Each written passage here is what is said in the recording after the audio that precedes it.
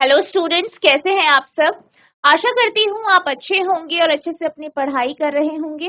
मैं मोनिका रावत आपका स्वागत करती हूँ आईसीटी वर्चुअल क्लासरूम देहरादून में। बच्चों, आज हम क्लास 8 का जो आपका सब्जेक्ट है साइंस, उसका चैप्टर सम नेचुरल फिनोमेना को कंटिन्यू करें। बच्चों, पिछले लेक्चर में हम ये जान रहे थे कि किस तरीके से जब भी भूकंप आएगा तो आप अपने आप को प्रोटेक्ट कर सकते हैं।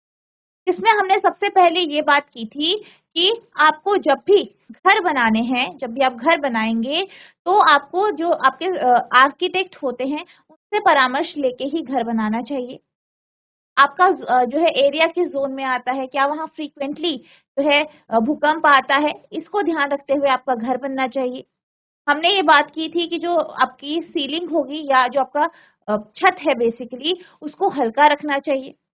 मिट्टी और जो आपकी मिट्टी होती है इसके आपको घर बनाने चाहिए, क्योंकि ये लाइट होता है, हल्का होता है, जिससे नुकसान का खतरा कम हो जाए।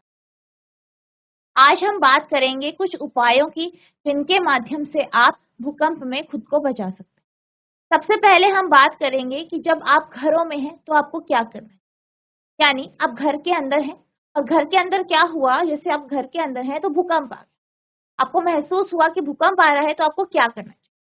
आपको इमीडिएटली जो है टेबल के नीचे जो है बैठ जाना चाहिए।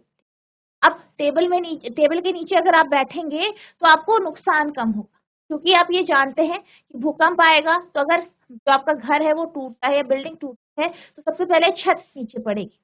अब क्या होगा, जब आप टेबल के नीचे बैठेंगे तो जो टेबल है वो आपको थोड़ा प्रोटेक्ट करके। इसी तरीके से मान लीजिए आप जो है कहीं बेड के ऊपर लेटे हैं, सोए हुए हैं और भूकंप आ गया, तो आपको क्या करना है, पिलो लेना है, उससे अपने सर को ढक देना है। पिलो लेना है और उससे अपने सर को ढक देना है, अपने आप को खुद को बचाने की कोशिश। Take shelter under a table and stay there till the shaking. यानी शेल्टर के नीचे आपको शेल्टर लेनी चाहिए, किसकी शरण लेनी चाहिए, एक टेबल के नीचे, और वहां पर तब तक रहना चाहिए जब तक कि भूकंप रुके ना। Stay away from tall and heavy object that may fall on you. आपको क्या करना चाहिए, हमेशा जो है जो लंबी ऊंची और हैवी वस्तुएं हैं, भारी वस्तुएं हैं, ये रहना चाहिए। उनके नीचे जो है आपको या उनसे दूर आपको रहना चाहिए। और जैसे आपके टेबल वगैरह हो गए उसके आपको, या किसी जो आपको शेड मिले या जो आपको जो है जिसके नीचे आप थोड़ा सा प्रोटेक्ट हो उसके, ऐसी कुछ चीजों के पास आपको रहना चाहिए। और अगर हम बड़ी वस्तुओं की बात करें, भारी वस्तुओं की बात करें, तो ऐसी वस्तुओं से दूर रहना चाहिए। If you are in a bed do not get up. अगर आप बेड में हैं तो खड़े मत होइए। Protect your head with a pillow. अपने सर को पिलो से, यानी जो तकिया है उससे ढक। इफ यू आर आउटडोर, यानी जब आप बाहर हैं तो आपको क्या करना चाहिए, तो जब भी आप बाहर हो तो आपको ऐसी जगह पे जाना चाहिए जहां से जो बिल्डिंग्स हैं, घर, इमारतें हैं, वो बेहद दूर है। ऐसी जगह में आपको जाना चाहिए, ठीक है। वहां पे जैसे आप कहीं खड़े हैं, ग्राउंड, खुले ग्राउंड में खड़ा होना चाहिए, वहां पे किसी भी प्रकार की तार वगैरह ना हो।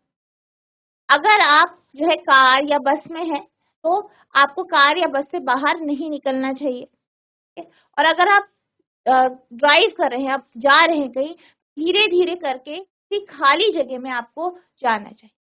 और जो है आपका जो कार है, कार से बाहर तब तक नहीं निकलना चाहिए जब तक कि जो अर्थक्वेक है या जो आपके भूकंप है वो रुक ना जाए।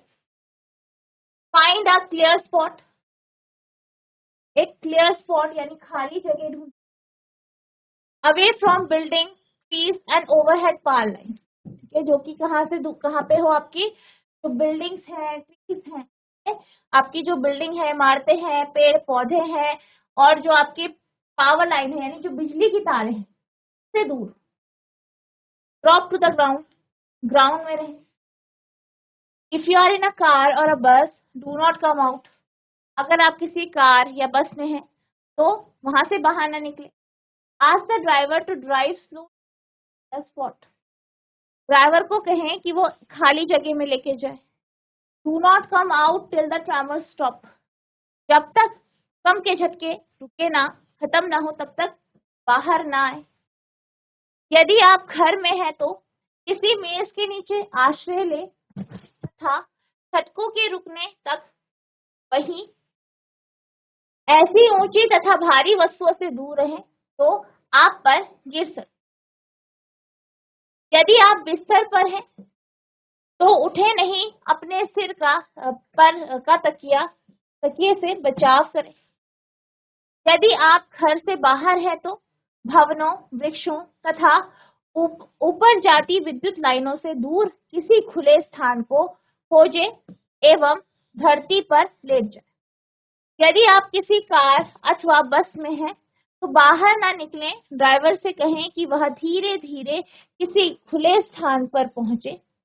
भूस्पंद के समाप्त होने से पहले बाहर ना निकले। तो ये कुछ आपके तरीके हैं जिनसे आप भूकंप से बच सकते हैं, तो भूकंप के जो भी नुकसान हैं उनसे बच सकते हैं। तो इसके साथ आपका ये चैप्टर कंप्लीट हो गया है। अब हम इस क्वेश्चन की ओर चलते हैं। तो आपका आज का पहला प्रश्न है, which of the following can not be charge easily by friction. निम्न में से क्या घर्षण द्वारा आसानी से आवेशित किया जा सकता है, जिसे हम आवेशित नहीं कर सकते। घर्षण के द्वारा किससे हम आवेशित नहीं कर सकते? आपके ऑप्शन है, पहला है प्लास्टिक स्केल, प्लास्टिक का, दूसरा है कॉपर रॉड यानी एक तांबे की छड़, तीसरा है एन इन्फ्लेटेड बलून, एक फुलाया हुआ गुब्बारा, या चौथा है आपका वुलन क्लॉथ यानी एक ऊनी कपड़ा। तो आपको बताना है कि घर्षण के माध्यम से आप किसे आवेशित नहीं कर सकते। तो यहाँ पे आपसे ये कहा गया है कि निम्न में से कौन सी ऐसी वस्तु है जो घर्षण से आसानी से आवेशित नहीं होती। हमने इस चैप्टर में जब हम आवेश के बारे में पढ़ रहे थे, हमने ये देखा था कि हमारे पास दो प्रकार के आवेश होते हैं, एक ऋणावेश और एक धनावेश। और हमने ये भी देखा था कि जब भी हम किसी भी जो इंसुलेटर है या कुचालक है उसको जब हम रगड़ते हैं या उसको अगर हम किसी भी चीज से रब करते हैं तो वो आवेशित हो जाती है। हमने बहुत सारे उदाहरण देखे थे, जैसे हमने बात की थी प्लास्टिक के स्केल की। अगर आप प्लास्टिक के स्केल को अपने बालों से रगड़ते हैं तो वो आवेशित हो जाती है, जिस कारण वो जो है कागज के टुकड़ों को अपनी ओर आकर्षित करती है। इसी तरीके से हमने बात की थी कि अगर आप किसी जो है आपके पास वुलन क्लॉथ है उससे अगर आप किसी प्लास्टिक की छड़ को रगड़ते हैं तो वो, क्योंकि वो भी चार्ज हो रही है, तो आपका वुल का क्लॉथ भी आपका चार्ज हो रहा है, तो ये भी क्या है, आपका इंसुलेटर है। इसी तरीके से हमने बलून की बात की थी कि बलून को भी हम जो है चार्ज कर सकते हैं, आवेशित कर सकते हैं, कैसे, रगड़। तो यहाँ पे हमने ये देखा था कि जितने आपके इंसुलेटर्स होते हैं उनको हम रब के कारण या रबिंग के कारण रगड़ कर क्या कर सकते हैं, आवेशित कर सकते हैं। लेकिन अगर हम धातु की बात करें, धातु को हम आवेशित नहीं कर सकते, धातु को हम रगड़कर आवेशित नहीं कर सकते। तो यहाँ पर जो आपका धातु है वो है आपका कॉपर रॉड यानी एक तांबे की छड़। जो एक तांबे की छड़ है ये क्या है, आपका एक धातु है और इसे रगड़कर हम आवेशित नहीं कर सकते। यहाँ पर जो ये प्रश्न है इसका जो आंसर होगा वो कॉपर रॉड यानी एक तांबे की छड़ हो। ओके, तो ये आपका इसका आंसर है। आप साथ साथ नोट करते रहेंगे। अब हम चलते हैं अगले प्रश्न की ओर। तो आपका अगला प्रश्न है, when a glass rod is rubbed with a piece of silk cloth, the rod यानी जब कांच की छड़ को रेशम के कपड़े के टुकड़े से रगड़ा जाता है तो छड़, पहला है and the cloth both acquire positive charge, यानी जो आपका छड़ है या रॉड है और जो आपका कपड़ा है दोनों जो है धनावेशित हो जाते हैं। become positively charged when the cloth has a negative charge, यानी क्या होता है, जो आपका छड़ है या रॉड है वो क्या हो जाता है, धनावेशित हो जाता है, जबकि जो आपका कपड़ा है वो कैसा हो जाता है, ऋणावेशित। And the cloth both acquire a negative charge, यानी क्लॉथ यानी कपड़ा और जो छड़ है दोनों के दोनों ऋणावेशित हो जाते हैं, या both negatively charge when the cloth has a positive charge, becomes negatively charged when the cloth has positive charge, यानी क्या होता है, जो आपकी छड़ है वो ऋणावेशित हो जाती है जबकि कपड़ा आपका धनावेशित हो जाता है। पहला है और कपड़ा दोनों धनावेशित या उनमें धनात्मक चार्ज प्राप्त कर लेते हैं, ठीक है, धनात्मक आवेशित हो जाता है जबकि कपड़े पर ऋणात्मक आवेश हो जाता है, और कपड़ा दोनों ऋणावेशित या ऋणात्मक चार्ज प्राप्त कर लेता है। ऋणात्मक चार्ज हो जाता है जबकि कपड़े पर धनात्मक चार्ज हो जाता है। तो यहाँ पे आपके पास 4 ऑप्शन है। यहाँ पे क्या कहा गया है कि जो आपका ग्लास का रॉड है उसको हम किससे रगड़ रहे हैं, आपके सिल्क के कपड़े। तो बच्चों यहाँ पे आपसे ये कहा गया है कि आपके पास एक ग्लास की रॉड है, एक ग्लास की छड़ है, उसे सिल्क के कपड़े से रगड़ा गया। अब जब हम किसी भी, जैसे आपके पास यहाँ पे ग्लास की रॉड है, ये क्या है आपका एक इंसुलेटर है, कुचालक है। तो जब हम सिल्क के कपड़े से रगड़ते हैं जो कि आपका कुचालक है, तो क्या होता है, दोनों चीजें आपकी आवेशित हो जाती है, यानी आपका ग्लास की रॉड और सिल्क का कपड़ा दोनों आवेशित हो जाते हैं। अब क्या होता है, हमने ये देखा है कि जब भी हम ग्लास के जो रॉड है उसे रगड़ते हैं तो उसमें धनावेशित या वो धनावेशित हो जाता है या उसमें धनात्मक आवेश आ जाता है। वहीं अगर हम कपड़े की बात करें तो कपड़े में ऋणावेश आ जाता है। ऐसा क्यों होता है? ऐसा इसलिए होता है क्योंकि हमने दोनों को आपस में रगड़ा है, और रगड़ने के कारण क्या हुआ, रगड़ने के कारण जो आपकी प्लास्टिक की छड़ है, ठीक है, इसने क्या किया, इसने जो आपका सिल्क का कपड़ा है उस तक क्या किया, एक इलेक्ट्रॉन पास कर दी, जिस कारण क्या हुआ, यहाँ पे प्रोटॉन की संख्या बढ़, इलेक्ट्रॉन की संख्या कम होगी, प्रोटॉन की संख्या बढ़ गई, और आपका जो सिल्क का कपड़ा है उसमें इलेक्ट्रॉन की संख्या बढ़ गई। तो इस कारण क्या हुआ, आपका जो आपकी ग्लास की छड़ है, ठीक है, जो कांच की छड़ है वो धनावेशित हो गई, वहीं सिल्क का कपड़ा ऋणावेशित हो। क्यों हुआ? इलेक्ट्रॉन का ट्रांसफर। क्योंकि आप ये जानते हैं कि अगर हम नॉर्मल चीजों की बात करें, वस्तु की बात करें, तो जो आपकी वस्तुएं होती हैं वो न्यूट्रल होती है, यानी उसमें किसी भी प्रकार का आवेश नहीं। जब हम उसे रब करते हैं, तो दो चीजों को आपस में रब करते हैं, तो इलेक्ट्रॉन के ट्रांसफर के कारण ही आवेशित जो है आवेश उत्पन्न होता है या वस्तु आवेशित होती है। तो यहाँ पे अगर हम बात करें तो आपका जो बी ऑप्शन है, becomes positively charged when the cloth has a negative charge, तो ये आपका जो उत्तर है ये बिल्कुल सही है। तो आपका आंसर है बी, यानी becomes positively charged while the cloth has a negative charge, यानी धनात्मक आवेशित हो जाता है जबकि कपड़े पर ऋणात्मक आवेश हो जाता है। अब हम चलते हैं अगले प्रश्न की ओर। तो आपका अगला प्रश्न है, right T against true and F against falls in the following state, यानी नीचे आपको कुछ कथन दिए गए हैं, आपको बताना है कौन सा कथन सही है और कौन सा गलत। पहला कथन है, like charges attract each other, समान आवेश या सजाती जो आवेश होते हैं वो एक दूसरे को आकर्षित करते हैं। तो बच्चों हमारा जो पहला कथन है वो क्या है, like charges attract each other, यानी समान आवेश एक दूसरे को आकर्षित कर, यानी यहाँ पे क्या कहा गया है कि जो एक जैसे आवेश हो, एक जैसे आवेश, यानी यहाँ पे ये कहा गया है जो धनावेश होता है यानी पॉजिटिव चार्ज होता है, वो पॉजिटिव चार्ज को अपनी तरफ आकर्षित करता है। इसी तरीके से नेगेटिव चार्ज को अपनी तरफ आकर्षित करता है, यानी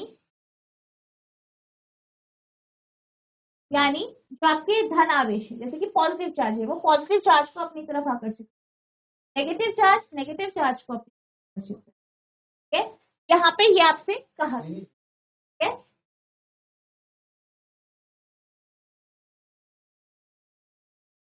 अब जैसे कि हमने चैप्टर में पढ़ा है, क्या देखा हमने, क्या पढ़ा था हमने हमने ये देखा था कि वह वस्तुएं जिनमें सेम चार्ज होता है, एक समान आवेश होता है, ऐसी वस्तुएं एक दूसरे से दूर चली जाती। जैसे कि मान लीजिए आपके पास कोई वस्तु है, उसमें क्या है, धनात्मक आवेश है या वो धनावेशित, दूसरी वस्तु है वो भी धनावेशित है। Hello ma'am. Hello, good afternoon बेटा। Hello ma'am, good hello, afternoon ma'am. okay. Hello बेटा मैम, आप गुड ये आफ्टरनून। आपका नाम क्या है? मैम दिव्यांशी। ठीक है, तो दिव्यांशी बेटा आप ये बताइए कि जो समान आवेश होते हैं वो क्या एक दूसरे को आकर्षित करते हैं, ये सही है या गलत है? No ma'am. आपने मैम बोला गलत है। कि गलत है, तो क्यों है ये गलत, क्या बता सकते हैं? क्या बता सकते हैं कि ये गलत क्यों है? मैम नहीं पता। क्या कोई और बच्चा बता सकता है? No ma'am. किसी को पता है आंसर? नहीं। कि बेटा आप ये बताइए कि कौन सा चैप्टर चल रहा है? तीसरा। मैम तीसरा चैप्टर का चैप्टर नाम, चल रहा है। चैप्टर का नाम। बेटा आप कौन सी क्लास में है? मैम 6। ठीक है, ठीक है, फिर आप बैठ जाइए। वैसे आपने बिल्कुल सही आंसर दिया है कि ये जो स्टेटमेंट है ये गलत है, ठीक है, फॉल्स है, ये गलत है। क्यों है गलत, इसी को हम डिस्कस कर रहे हैं कि हमने ये चैप्टर में पढ़ा है कि जब भी कोई दो वस्तुएं जिनमें सेम आवेश है, यानी दोनों का आवेश एक है, तो जब हम पास पास लेके आते हैं तो ये देखा गया है कि एक दूसरे से दूर जाते हैं या रिपेल करते हैं, ठीक है। तो यहाँ पे भी यहाँ पे आपसे क्या कहा है कि दो आवेश ऐसे हैं जो एक जैसे हैं, तो पास पास लेके आया गया और ये क्या करते हैं, एक दूसरे को आकर्षित कर। क्या ये सही है? ये गलत है। क्यों है गलत? क्योंकि जो एक जैसे आवेश होते हैं ये एक दूसरे से दूर जाते हैं या एक दूसरे को विकर्षित करते हैं। अगर हम अट्रैक्शन या आकर्षण की बात करें तो आकर्षण किनके बीच में दिखाई देता है? विपरीत आवेशों के बीच, यानी ऑपोजिट चार्जेस के बीच। जैसे कि मान लीजिए आपके पास एक धनावेश है और एक ऋणावेश। अब इनको जब हम पास पास लेके आते हैं तो ये देखा गया है कि ये एक दूसरे को आकर्षित।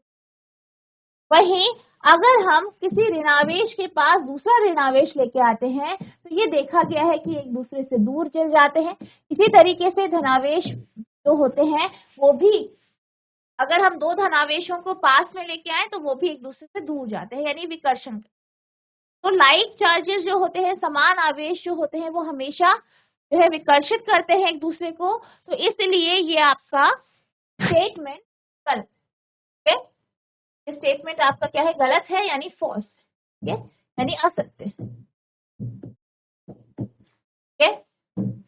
नेक्स्ट हमारा अगला स्टेटमेंट है, अ चार्ज्ड ग्लास रॉड अट्रैक्ट्स अ अनचार्ज्ड प्लास्टिक स्ट्रॉ। एक आवेशित कांच की छड़ आवेशित प्लास्टिक स्ट्रॉ को आकर्षित करती है, ठीक है। यानी यहाँ पे ये कहा गया है कि आपके पास एक कांच की छड़ है, आपने एक सिल्क का कपड़ा लिया, उसे रगड़ा और आपकी जो कांच की छड़ है वो क्या हो गई, आवेशित हो। अगर आप इस कांच की छड़ को किसी प्लास्टिक के स्ट्रॉ के पास लेके, प्लास्टिक के स्ट्रॉ के पास लेके आता है, तो क्या ये जो आपकी ग्लास की छड़ है ये प्लास्टिक के स्ट्रॉ को अपनी ओर आकर्षित करेगी? क्या ये सही है? ठीक है, तो आपसे ये कहा गया।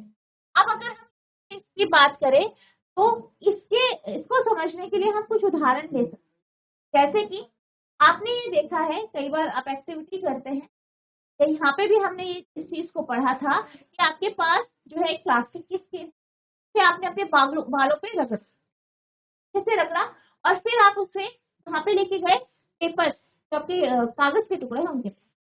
अब आपने क्या किया, स्केल लिया, स्केलों को आप लेके गए छोटे छोटे पेपर के टुकड़ों के पास, और ये देखा गया कि ये पेपर के टुकड़े जो है आपके स्केल पे चिपक गए।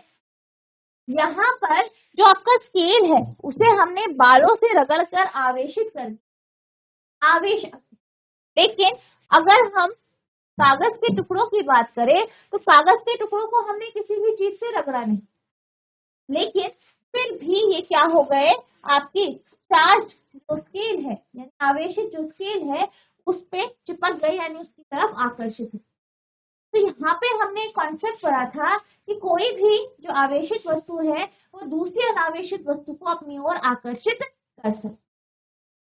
लेकिन अगर हम विकर्षण की बात करें यानी रिपल्शन की बात करें, किसकी बात करें, विकर्षण, तो जो विकर्षण है वो इस तरीके से नहीं दिखाई देता। यानी अगर आप किसी आवेशित वस्तु को अनावेशित वस्तु के पास लेके जाएं तो ऐसी स्थिति में आपको विकर्षण नहीं देखने को मिलता। लेकिन यहाँ पे बहुत सारे ऐसे उदाहरण हैं यहाँ पे आपको आकर्षण देखने को मिलता है। तो यहाँ पे जो आपका ये स्टेटमेंट है, जो कथन है, a charged glass rod attracts an uncharged, यहाँ पे आपका क्या है, चार्ज दिया है। अगर हम अनचार्ज की बात करें तो आपका आंसर इसी तरीके से होगा, ठीक है। और अगर हम चार्ज की बात करें, ठीक है, अगर हमारे पास प्लास्टिक स्ट्रॉ क्या है, ऐसी है कि जिसे हमने क्या किया है, कपड़े से रगड़ा, तो ये देखा गया कि दोनों के दोनों एक दूसरे को क्या करेंगी, आकर्षित करेंगे। ये भी आपका जो स्टेटमेंट है वो सही, यानी दोनों केसेस में आपका जो स्टेटमेंट है वो बिल्कुल सही है, चाहे आपका एक चार्ज हो दूसरा अनचार्ज हो या दोनों चार्ज हो। अब हम चलते हैं अगले स्टेटमेंट की ओर। तो आपका अगला स्टेटमेंट है, lightning conductor can not protect a building from lightning. तड़ित चालक किसी इमारत को बिजली गिरने से नहीं बचा सकता है। तो यहाँ पे बात की जा रही है तड़ित चालक की, और आपने तड़ित चालक का कॉन्सेप्ट पढ़ा है, लाइटनिंग कंडक्टर का कॉन्सेप्ट पढ़ा है, और आपने ये देखा है कि जो तड़ित चालक होते हैं यानी लाइटनिंग कंडक्टर होते हैं, उनका उपयोग हम घरों को तड़ित से बचाने के लिए करते हैं। यहाँ पे क्या होता है, आपकी जो बिल्डिंग होती है, घर होता है, घर मान लीजिए आपका घर है, घर में क्या होता है, एक जो है पोल या जो है लोहे का एक आपका लोहे का मेटल का एक पोल लगाया जाता है, इसकी ऊंचाई घर से ऊपर रखी जाती है। अब क्या होता है, जब तड़ित होता है, बिजली गिरती है, तो ये जो आपका मेटल की जो ऑब्जेक्ट है वो क्या करेगी, बिजली को अपनी ओर आकर्षित करेगी, और क्या होगा, बिजली इसके माध्यम से पृथ्वी तक चली जाती है। इसे पृथ्वी तक हमने जो है यहाँ पे दबाया जाता है। तो यहाँ पे अगर हम बात करें लाइटनिंग कंडक्टर, तो लाइटनिंग कंडक्टर या तड़ित चालक जो है, इसका उपयोग हम घरों को जो है तड़ित से बचाने के लिए करते हैं। ये आपका ये स्टेटमेंट है statement, lightning conductor can not protect a building from lightning. तो ये बिल्कुल गलत है, क्योंकि जो आपका लाइटनिंग कंडक्टर या तड़ित चालक होता है वो इमारत को बिजली गिरने से बचाता है। इसका उपयोग बिजली से बचने के लिए किया जाता है। नेक्स्ट है, earthquakes can be predicted in advance, यानी भूकंप की भविष्यवाणी पहले से की जा सकती है। तो जैसे कि हमने चैप्टर में पढ़ा था कि भूकंप एक ऐसा प्राकृतिक परिघटना है जिसको एग्जैक्टली प्रिडिक्ट करना जो है पॉसिबल नहीं है। तो आपका जो ये स्टेटमेंट है ये आपका फॉल्स होगा, यानी असत्य होगा कि हम भूकंप को पहले से प्रिडिक्ट नहीं कर सकते, पहले से ये नहीं जान सकते कि भूकंप आने वाला है। जबकि अगर हम तड़ित की बात करें, साइक्लोन चक्रवात की बात करें, ठीक है, इन सब चीजों को हम पहले से प्रिडिक्ट कर सकते, लेकिन भूकंप को प्रिडिक्ट करना जो है आपका जो है थोड़ा टफ हो जाता।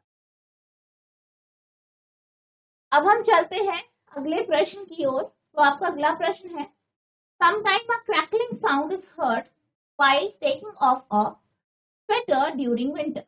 कई बार सर्दी के दिनों में स्वेटर उतारते समय कटकट की आवाज सुनाई देती। व्याख्या की। अब यहाँ पे आपसे ये कहा है कि कई बार आपने देखा होगा कि सर्दियों में जब आप स्वेटर उतारते हैं तो क्या होता है, कट कट की आपको आवाज सुनाई देती है। अब ऐसा क्यों होता है? हमने जो है जब हम लाइटनिंग का यानी तड़ित का कॉन्सेप्ट पढ़ रहे थे तो हमने एक स्पार्क का कॉन्सेप्ट पढ़ा, और स्पार्क यानी चिंगारी के बारे में हमने ये जाना था कि जो तड़ित है वो चिंगारी का ही एक बड़ा रूप है।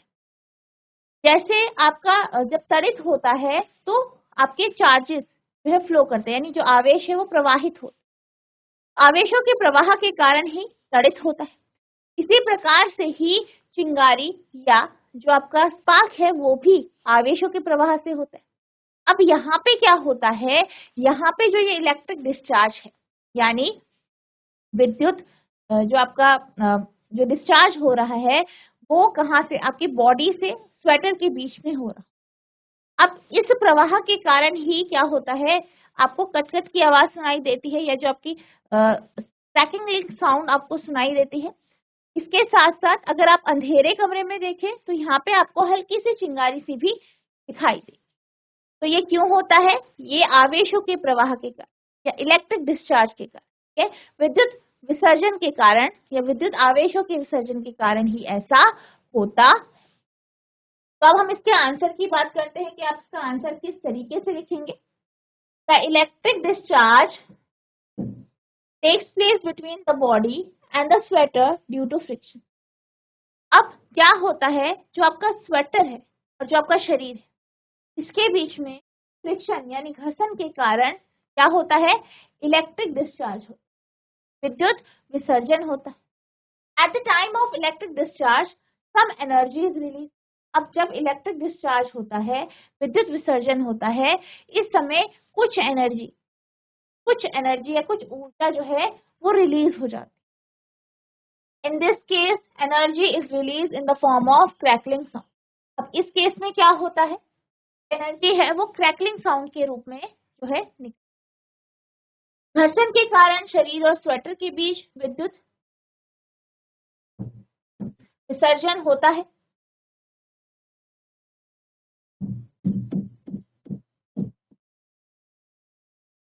विद्युत विसर्जन के समय कुछ ऊर्जा निकलती है। इस स्थिति में ऊर्जा कर्कश ध्वनि के रूप में निकलती है।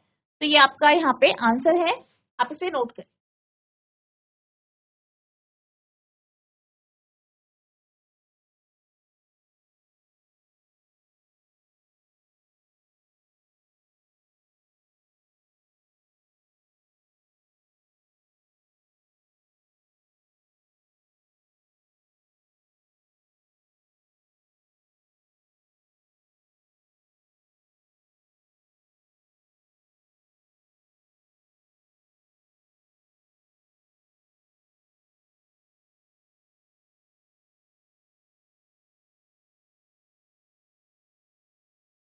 बच्चों अब हम चलते हैं अगले प्रश्न की ओर। तो आपका अगला प्रश्न है, explain why a charge body loses its charge if we touch it with our hand.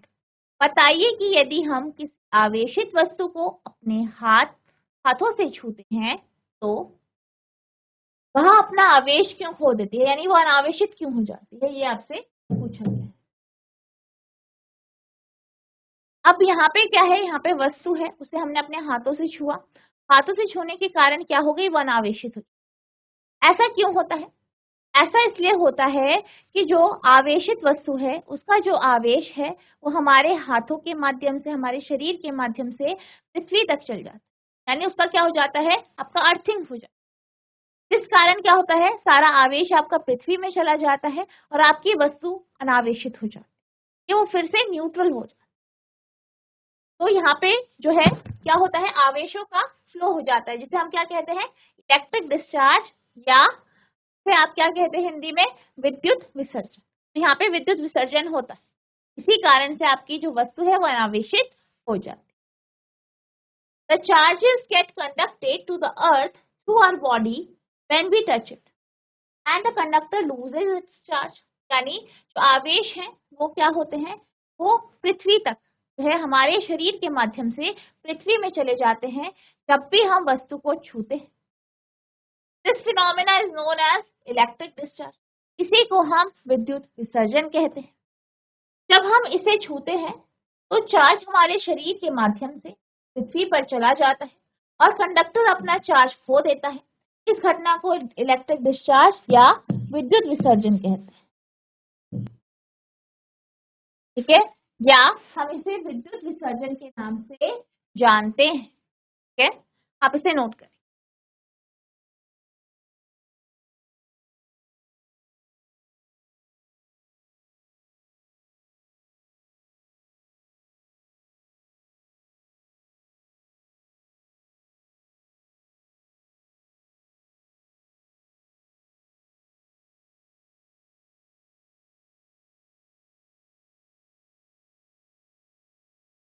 तो बच्चों, आज हमने जो आपका चैप्टर है सम नेचुरल फिनोमेना, इसे कंप्लीट कर लिया है।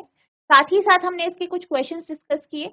आई होप आपको ये क्वेश्चन समझ में आए होंगे, आपने इन्हें ध्यानपूर्वक सुना होगा, साथ ही साथ नोट डाउन किया होगा। आपको क्या करना है, जितना भी आपको आज पढ़ाया गया है, जितने क्वेश्चंस कराए गए हैं, उन्हें रिवाइज करना है।